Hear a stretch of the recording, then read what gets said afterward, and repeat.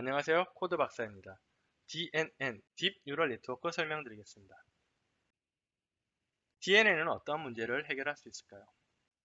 왼쪽에 보시면 이런 식의 어떤 학습 데이터가 주어졌습니다.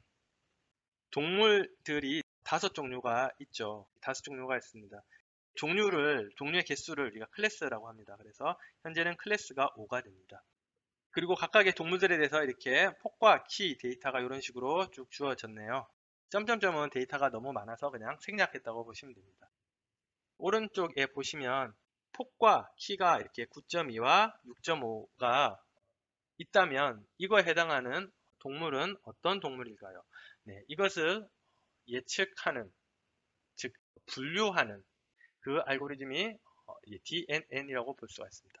딥러닝에서 분류와 예측은 거의 동의어라고 보시면 됩니다. 즉 분류하는 함수를 만들어서 분류하는 게 곧 그게 예측이 되는 것이죠.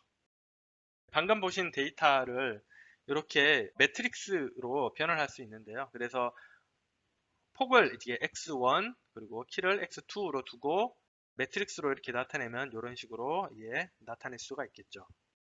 그리고 이게 동물들 이름을 그대로 딥러닝 알고리즘의 인풋 값으로 넣는 게 아니라 원핫 인코더해서 이렇게 매트릭스로 변환하게 됩니다. 원핫 인코더는 어떻게 하냐면 이렇게 클래스 개수만큼 매트릭스 배열을 만들고요. 그리고 각각 동물들에 해당하는 그 위치의 값들만 이렇게 이렇게 1로 주게 됩니다. 이렇게 변환하는 것을 원핫 인코더라고 하고요. 그 값이 결국에는 이게 타겟이 되는 것이죠. X값과 타겟 값을 가지고 트레이닝을 해서 학습을 하면 그 펑션을 통해서 우리가 이 값을 입력값으로 넣어서 y값을 예측합니다. 즉 어떤 동물인지 예측합니다. 예측되는 y값은 아마 0, 1, 0, 0 이런 식이 되든지 아니면 1, 0, 0, 0, 0 이런 식으로 되든지 어떤 매트릭스 값이 출력이 되겠죠. 네, 아래쪽에 그래서 이 DNN 펑션을 보시면 결국에는 이 x1과 x2를 입력값으로 넣고 예측값 y가 나오도록 하는 이 펑션을 학습을 통해서 트레이닝을 통해서 만들어 내야 됩니다.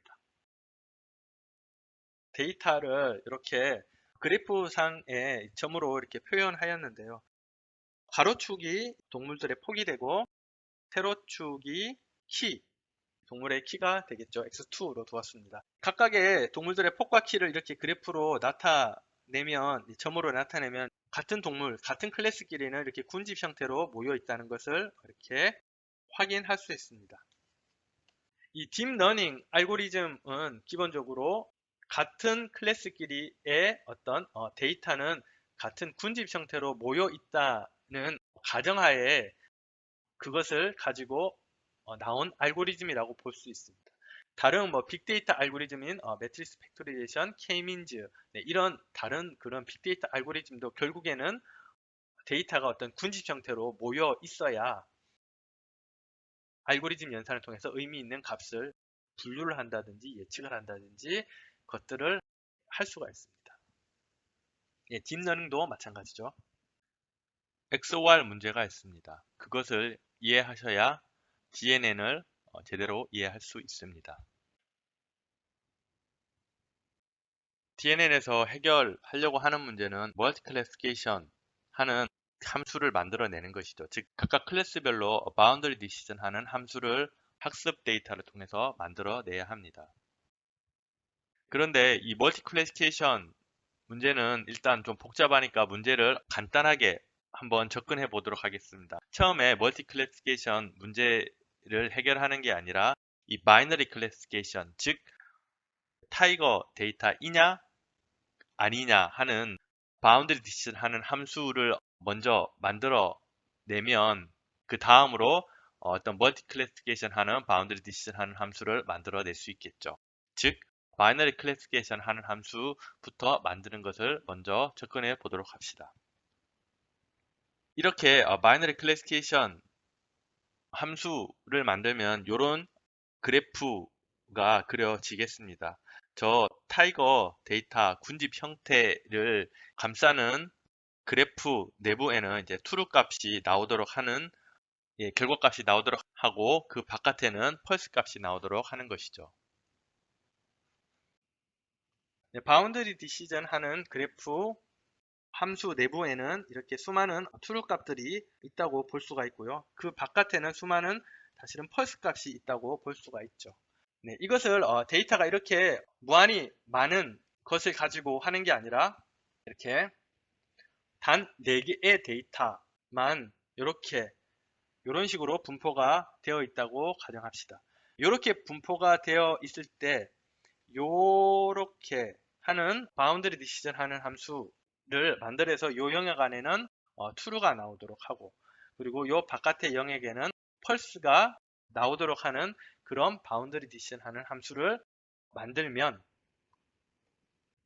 네, 이렇게 좀 더 많은 데이터에 대한 바이너리 클래시피케이션 하는 그래프도 만들 수 있고 그 다음으로는 이 멀티 클래시피케이션 할 수 있는 바운더리 디시전 하는 함수도 만들어 낼 수 있음을 의미하는 것입니다.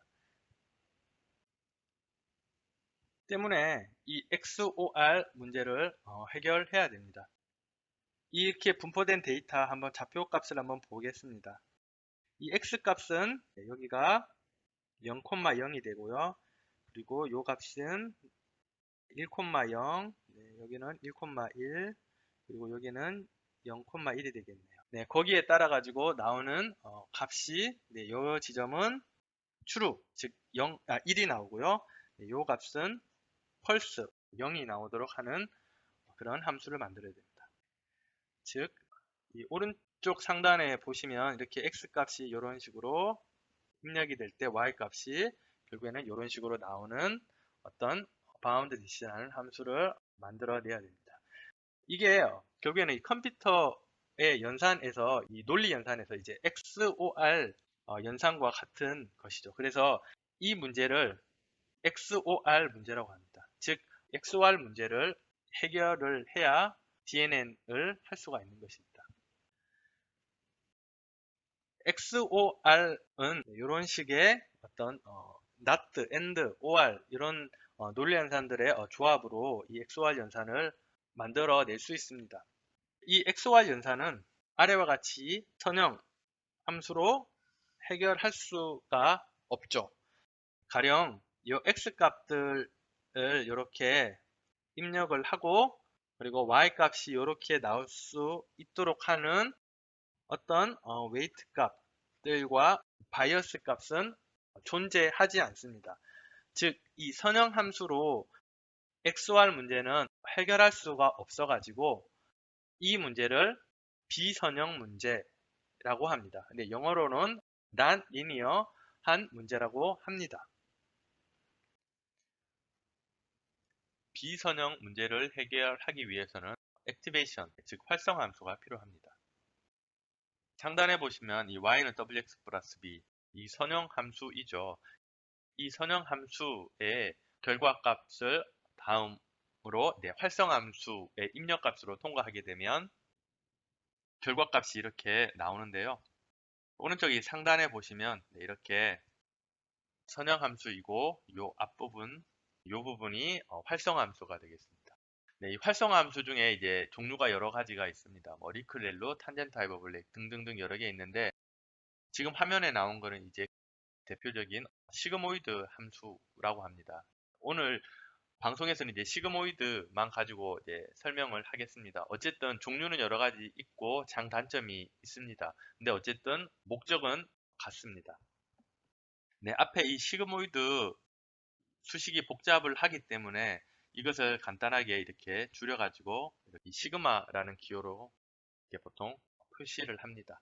활성화 함수의 목적은 무엇이냐면 아래쪽에 이제 그래프를 보시면 결과값이 0하고 1 사이에 있는 값이 나오도록 만들어 주게 됩니다.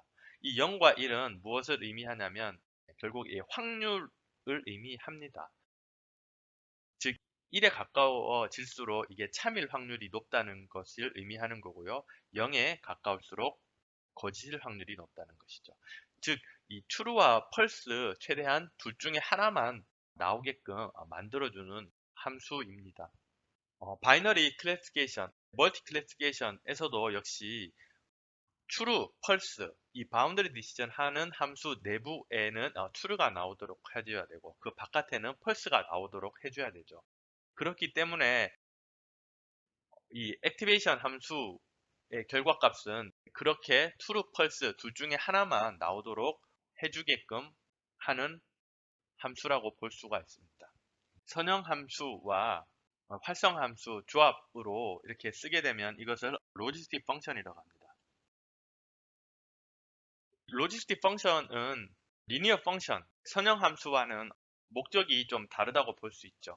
실생활에서 어떻게 우리가 적용할 수 있는지 예를 한번 들어서 구분해 보자면, 가령 예를 들어서 온도에 따라 가지고 에어컨이 동작한다고 한번 가정해 봅시다. 어떤 에어컨이 있는데 온도가 높을 때는 바람의 세기가 세게 나오도록 해서 시원하게 만들어 주는 에어컨입니다. 이럴 경우에는 선형함수를 적용하는 게 맞습니다. 즉, 온도가 높으면 높을수록 더 시원하게 만들어야 되기 때문에 바람을 더 세게 틀어야죠. 반면에 어떤 에어컨이 있는데 그 에어컨은 바람의 세기가 조절이 되는 게 아니라 에어컨이 켜진다 꺼진다 둘 중에 하나만 동작이 되도록 하는 에어컨이라고 합시다. 그러면 그럴 경우에는 이 로지스틱 펑션을 적용을 해야 됩니다. 왜냐하면 로지스틱 펑션은 true, false 둘 중에 하나만 결정이 되도록 해야 되기 때문에 그렇죠. 그렇기 때문에 온도가 높으면 이 로지스틱 펑션을 적용해서 어떤 온도 임계점이 높으면 에어컨이 켜지고 그 임계점보다 낮으면 에어컨이 꺼지고 할 수 있게끔 하려면 로지스틱 펑션을 그렇게 적용할 수가 있습니다. 이런 로지스틱 펑션을 통해서 XOR 문제를 해결할 수 있는데요. 네, 어떻게 하는지 하나씩 보도록 합시다. 오른쪽에 이게 XOR 함수입니다. 네, 이렇게 not, and, or 이런 논리 연산의 조합으로 만들어낼 수 있죠. 이것을 하나씩 풀어서 보도록 하겠습니다. 먼저 왼쪽에 보시면 요 영역, 요 영역에 해당하는 부분이 true가 나오도록 하려면 x1 or x2 값으로 이렇게 만들어낼 수 있죠. 이 값을 일단 h1이라고 합시다.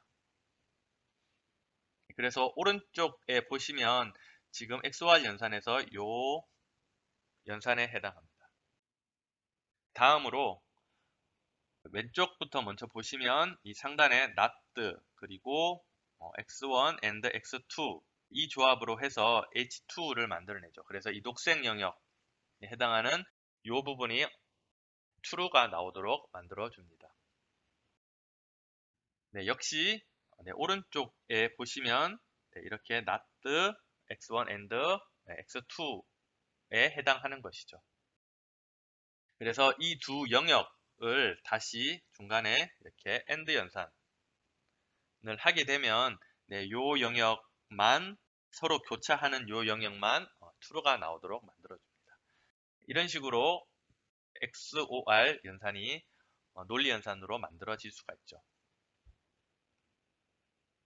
이 XOR 연산을 이렇게 하나씩 풀어서 이것을 로지스틱 펑션으로 한번 조합으로 만들어 보도록 하겠습니다. 어떻게 만들 수 있느냐면 아래에 시계에 보면 이렇게 먼저 녹색 부분 not x1 and x2 요 영역에 해당하는 어떤 논리 연산들의 조합의 함수들을 만들어내듯이 아래와 같이 이 부분이 시그모이드 함수를 쓰게 되면 웨이트 값 20을 주고 그리고 바이어스를 마이너스 10으로 주었을 때 이렇게 값을 넣으면 결국에는 0, 펄스 1, 나머지는 true 이렇게 나오도록 만들어 줍니다. 즉 이 부분이 요것과 일치하도록 함수가 동작되도록 완전히 일치하지는 않지만 거의 비슷하게 값이 나오도록 만들어 줍니다. 실제로 0에 바로 이렇게 나오고 1로 그렇게 정확하게 값이 떨어지지는 않습니다. 실제 값을 해보면 거의 0.9 뭐 나오고 뭐 아니면 0.1 뭐 0.0001 뭐 이런 식으로 굉장히 작은 값은 나오지만 완전히 0과 1은 같지 않지만 어쨌든 거의 비슷하게 동작하도록 만들어낼 수 있습니다. 네, 그리고 상단에 다시 보시면 이 x1, or x2 요 논리 연산을 아래와 같이 이렇게 시그모이드 함수와 웨이트 값 마이너스 20, 바이어스 30으로 이렇게 해서 동작하도록 만들어낼 수 있습니다. 역시 마찬가지로 요게 이렇게 true가 나오고 요게 이제 펄스가 나오죠. 그래서 이 부분이 지금 x1 이게 x2가 되는 것이죠. 네, 요거가 다 x1, 요게 다 x2가 이렇게 됩니다. 네, 이런 식으로 동작하도록 만들어낼 수 있습니다. 네, 마지막으로 이렇게 나온 지금 0, 111 그리고 1, 000 요것을 0, 111과 1, 000 요 값으로 다시 인풋값으로 넣어서 웨이트 20, 네, 바이어스 마이너스 30으로 해서 이 시그모이드 함수를 역시 또 쓰면 네, 이런 식으로 결과값이 나옵니다. 이제 이 부분이 AND 연산에 해당하는 것이죠.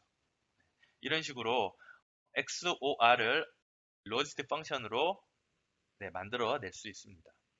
그래서 결과적으로 보면 오른쪽 상단에 보시면 X1, XOR, X2 요것은 네, 요렇게 로지스틱 펑션들의 이런 조합으로 XOR 이 동작하도록 하는 함수를 만들어 낼 수 있습니다.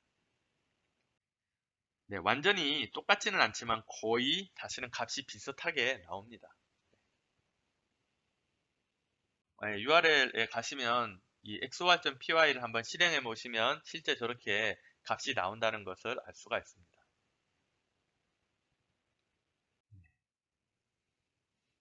네, 먼저 오른쪽 보시면 이렇게 xor.py를 실행을 하면 여기가 x1, 여기가 x2죠. 네, x1과 x2를 넣었을 때 이거는 거의 0에 가깝죠. 요거는 1에 거의 가깝습니다. 네, 이런 식으로 실제 XOR 왼쪽에 보시면 이 테이블과 값이 완전히 똑같지는 않지만 거의 일치합니다. 그래서 논리 연산을 하나씩 한번 이 로지스트 펑션으로 대체를 해보겠습니다. 먼저 여기에 있었던 x1 or x2 부분을 이런 로지스트 펑션으로 대체가 되는 것이죠. 그래프에서 요 영역에 해당합니다. 이쪽 영역에 해당하는 것이죠. 보라색 영역에 해당합니다.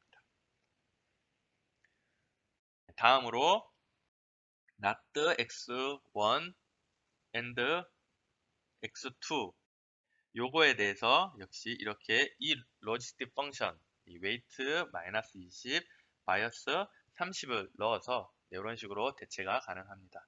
그래서 역시 왼쪽에 보시면 상단의 그래프에서 요 함수 h2에 해당하는 거고요.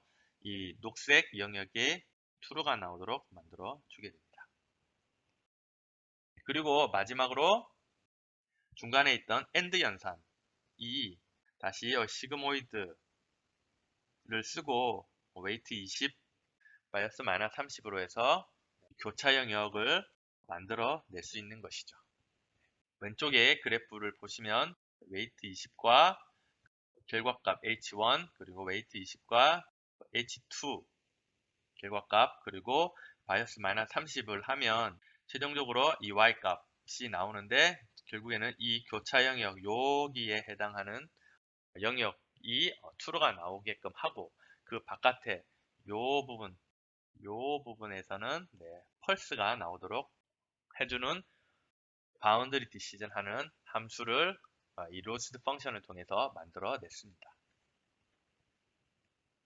그래서 왼쪽에 보시면 이 x1, xor, x2 요것은 결국에는 다음과 같이 이렇게 이 로지스트 펑션들의 조합으로 이 함수로 대체가 가능합니다. 뉴럴 네트워크입니다. 왼쪽에 XOR을 바운더리 디시전 하는 함수를 로지스트 펑션의 조합으로 만들어낼 수 있었죠. 그러면 이제 바운더리 디시전 하는 함수를 하나씩 분해를 해서 이것을 연산하는 순서도를 한번 그려보겠습니다. 먼저 이 왼쪽에 보시면 이 로지스틱 펑션, 지금 h1에 해당하는 요 값은 오른쪽에 보시면 x1, x2 요 두 개의 값이 이 웨이트 20과 바이어스 마이너스 10으로 해서 결국에는 이 h1이 만들어진다는 걸 알 수 있죠. 왼쪽에 있는 그래프가 그냥 동일한 게 오른쪽으로 이제 표현이 다른 게 된 것일 뿐이죠. 그래서 여기에 웨이트와 바이어스가 중간에 있어서 이 값들을 가지고 곱하고 더하고 해서 H1을 만들어냅니다. 다음으로 상단의 이 녹색에 대한 이 H2 펑션은 다음과 같이 역시 웨이트가 마이너스 20, 웨이트가 마이너스 20 그리고 바이어스가 30으로 해서 이 H2에 대한 결과값을 만들어냅니다. 그러면 이 H1과 H2를 이렇게 한 번에 그릴 수가 있죠. 그리고 최종적으로 H1과 H2를 이런 식으로 교차 영역에 해당하는 거죠. 이 H1과 H2에 대해서 웨이트 20과 바이어스 마이너스 30에 대한 결과값을 이렇게 시그모이드 함수를 통과하게 되면 결과적으로 이 Y값이 나옵니다. 그래서 이 오른쪽에 다시 보시면 결국에는 이거를 그래프를 하나의 데이터가 연산되는 어떤 순서의 흐름으로 이렇게 표현하면 이런 식으로 그림이 그려지는 것이죠. 그래서 최종적으로 결과값 Y가 이런 식으로 나온다고 볼 수가 있습니다. 여기 H1과 H2에 대한 웨이트 20 그리고 바이어스 마이너스 30으로 하면 되는 것이죠. 그렇다면 이렇게 XOR에 대한 바운더리 디시전 함수를 이렇게 오른쪽에 계산의 흐름의 순서대로 이렇게 그림을 표현을 달리 할 수가 있는 것입니다. 멀티레이어 퍼셉트론 XOR 문제를 한번 다시 보시면 왼쪽부터 보시면 H 값을 중간에 한번 이 로스 펑션을 통해서 1차적으로 결과를 내고 그 H 값들을 또 다시 하나의 또 로지스 펑션을 통해서 최종적으로 결과를 내었죠. 즉 이 중간에 H 값들을 낼 수 있는 게 히든 레이어라고 합니다. 이 히든 레이어가 있는 것이고 이 앞에 x1, x2는 인풋 레이어가 되는 것이죠. 그리고 최종적으로 y 값은 이게 아웃풋 레이어가 됩니다. 이렇게 중간에 히든 레이어가 있다는 것은 히든 레이어를 만들기 위한 웨이트와 바이어스, 웨이트와 바이어스가 있다는 것을 의미하는 거죠.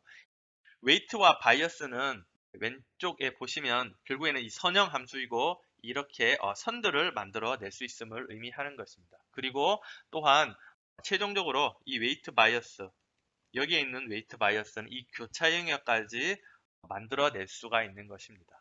그렇다면 중간에 히든 레이어가 더 많다는 의미는 더 많은 웨이트와 바이어스, 여기도 웨이트와 바이어스, 웨이트 바이어스들이 더 많다는 것을 의미하는 것이고, 이렇게 복잡한 어떤 군집 형태의 데이터 모양도 그것을 그 경계를 지나가는 수많은 이 웨이트 바이어스로 선들을 만들어낼 수 있음을 의미하는 것입니다. 즉 히든 레이어가 많다는 것은 데이터 군집 형태의 경계를 지나가는 바운더리를 지나가는 이 선들, 선형 함수를 만들어낼 수 있음을 의미하는 것이죠. 그리고 또한 히든 레이어가 많다는 것은 이렇게 교차 영역까지 만들어낼 수 있음을 의미하는 것입니다.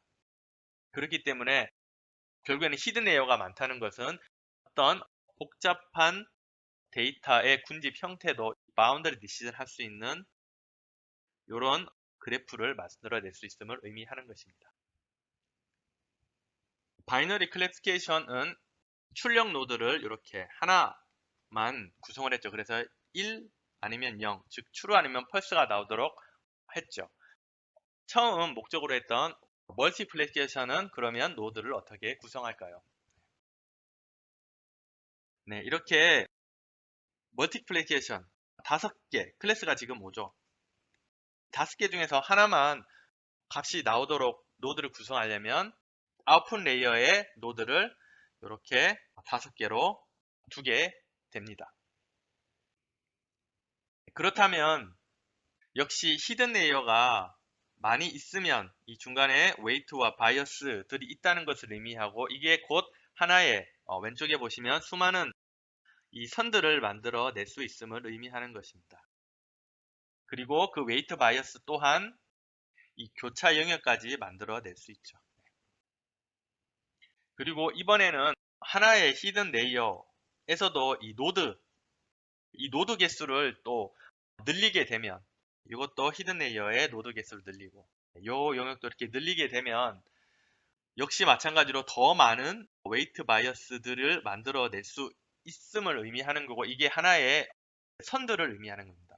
그래서 왼쪽에 다시 보시면 더 많은 선들을 이렇게 만들어낼 수 있고 그거에 대한 교차역을 만들어내서 이렇게 좀 더 데이터 군집 형태에 맞는 바운더리 디시전 할 수 있는 이 멀티 클래시피케이션 가능한 바운더리 디시전 할 수 있는 어떤 함수를 만들어낼 수 있음을 의미하는 것입니다. 그래서 뉴럴 네트워크를 공부하다 보면 이런 그림을 많이 볼 수가 있는데요. 즉, 이게 이제 히든 레이어를 여러 개 둔 것이죠. 그리고 요게 인풋 레이어, 요게 이제 아웃풋 레이어가 됩니다. 이런 식으로 히든 레이어를 여러 개 두었을 때 어떤 멀티 클래시피케이션 가능한 바운드 디시전 할 수 있는 그런 함수를 만들어 낼 수가 있는 것입니다. 즉 그래서 이 레이어를 여러 개 쌓아서 인지한다는 뜻으로 멀티 레이어 퍼셉트론 이라고 말합니다. 뉴럴 네트워크에서 레이어가 여러 개 있다는 것과 하나의 레이어에 노드가 여러 개 있다는 것은 어떤 차이가 있을까요? 이게 다차 공간에서 분류되는 과정을 이 그림으로 보여주면 이해가 쉬운데 아시다시피 다차 공간을 그림으로 그리기가 어렵죠. 그래서 하나 이제 비유적으로 좀 설명을 드리겠습니다. 공기청정기가 있습니다. 공기청정기는 공기 속에 있는 어떤 미세먼지와 순수한 공기를 분류해주는 이제 분류기라고 볼 수가 있죠. 그 공기청정기 안에는 여러 개의 필터가 있을 수 있습니다.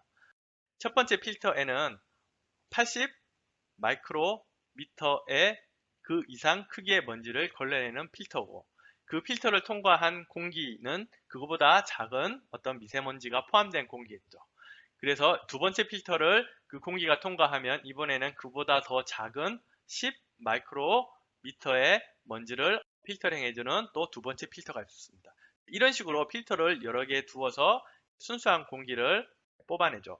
네, 그와 같이 뉴럴 네트워크에서 레이어가 여러 개가 있다는 것은 이렇게 필터가 여러 개 있다는 것과 거의 유사한 의미입니다. 즉 필터, 이 레이어를 여러 개 두어서 이 분류를 1차 분류, 2차 분류, 3차 분류 이렇게 분류를 여러 번 하겠다는 그런 의미가 되는 것이죠. 그러면 이번에는 하나의 레이어에 노드가 많다는 것은 무슨 의미일까요? 공기청정기의 그 필터에서 그 필터의 성능 하나가 좋을 수도 있고 나쁠 수도 있죠. 예를 들어서 80 마이크로미터의 먼지를 걸러내는데 그 성능이 가령 80%일 수도 있고 50%일 수도 있고 30%일 수도 있고 이런 식으로 성능이 좋고 나쁠 수도 있습니다. 네, 그거와 같이 뉴럴 네트워크에서 하나의 레이어에 노드가 많다는 것은 그 레이어의 이 필터 성능이 즉 분류하는 성능이 더 좋다 나쁘다라는 그런 지표로 생각할 수가 있습니다. N 디멘전 다차원 설명드리겠습니다. 지금까지 설명은 폭과 키에 따라 어떤 동물일까를 하는 두 개의 차원만 가지고 X를 두 개의 차원만 가지고 어떤 동물인지 판별하는 거를 설명을 드렸습니다. 즉 이렇게 x1과 x2를 인풋 값으로 2차원으로 이런 식으로 값을 두고 타겟 값이 어떻게 나오는지를 하는 멀티플래시피케이션 하는 함수를 만드는 것을 설명드렸습니다. 그래서 이것을 뉴럴 네트워크에 표현하면 이게 x1과 x1 이게 폭이 되고 이게 키가 되겠죠. 이런 식으로 두 개의 차원만 가지고 뉴럴 네트워크 구성하는지 설명을 드렸는데요. 그럴 경우 이런 식으로 x1을 가로축에 두고 x2를 세로축에 둔 상태로 데이터가 어디에 분포되어 있는지 군집 형태로 분포되어 있는지 그릴 수 있고 이거에 따라 바운더리 디시전하는 함수, 즉 평면, 어떤 2차원 평면 형태의 바운더리 디시전하는 함수를 만들어낼 수 있음을 보였습니다. 그런데 다음과 같이 이게 어떤 동물인지를 판별하는데 폭과 키 뿐만이 있는 건 아니겠죠. 이게 만약에 육식동물인지 1.0은 이게 육식동물이다, 0은 뭐 아니다 그런 뜻이겠죠. 그리고 이 동물이 수명은 어떻게 되는지, 또 수명은 긴 동물이 있고 짧은 동물이 있고 그런 것도 역시 이게 어떤 동물인지 판별하는데 요소가 되는 것입니다. 그렇게 다차원, 즉 x 인풋 x 값이 이렇게 1부터 n까지 다차원으로 있는 것입니다. 이것을 뉴럴 네트워크를 그린다면 이렇게 x1부터 이렇게 xn까지 다차원으로 인풋 값이 있다는 것을 의미하는 것이죠.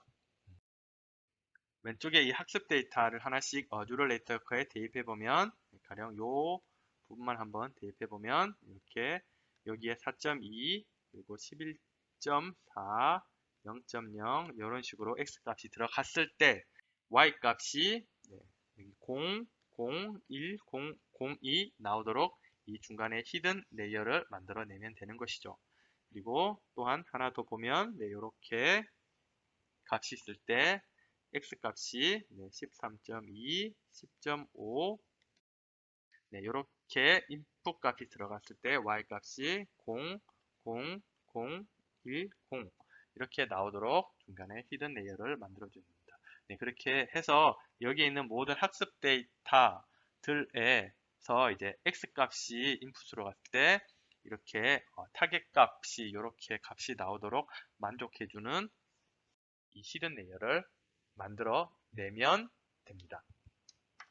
2차원일 경우 폭각기 두 개만 있으면 바운드리 디시전하는 그 그래프가 평면 그래프이지만 이렇게 다차원이라면 다차원 폴리곤 바운드리 디시전하는 그래프는 다차원 형태의 어떤 폴리곤이 될 것입니다.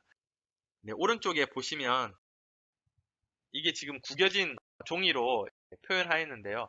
다차원 공간이고 저 종이 안에는 데이터들이 군집 형태로 모여 있다고 생각하시면 됩니다. 그 군집을 경계로 하는 바운드 디시전 하는 어떤 그래프는 이렇게 다차원이 될 것입니다. 현재 이것도 사실은 3차원이죠.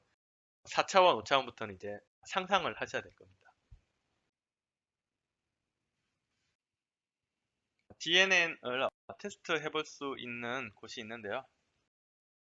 다음 URL 가셔가지고 소스 코드를 git 클론에서 다운받으셔서 다음과 같이 파이썬에서 dnn.py를 실행을 하시면 이게 dnn이 동작하는 결과를 볼 수 있습니다. 그래서 이 왼쪽에 데이터가 이런 식으로 분포가 되어 있다고 하고 이것을 트레이닝했을 때 결과값이 나오는데요. 지금 보시면 클래스가 지금 하나, 둘, 셋, 넷, 다섯, 여섯, 일곱, 여덟 총 8개의 클래스 그리고 이 나머지 이 흰색 부분 9개 클래스가 있겠네요. 이 9개 클래스가 있고 데이터가 이런 식으로 만약에 분포가 되어 있다면 이런 데이터를 가지고 학습을 해서 각각의 실제 좌표값을 0부터 0까지 해서 여기 뭐 m부터 m까지를 해서 모든 좌표값을 점을 하나씩 찍어보면 이런 식으로 실제 데이터 분포된 것과 거의 유사한 형태의 이 바운더리 디시전 하는 그래프를 이런 식으로 그린다는 것을 알 수가 있습니다. 네, 지금까지 GNN 설명드렸습니다. GNN 말고 이제 RNN과 CNN이 있는데 결국 이 RNN과 CNN은 GNN이 확장되고 응용된 그런 레이어라고 볼 수 있습니다. 지금까지 설명 들어주셔서 감사합니다.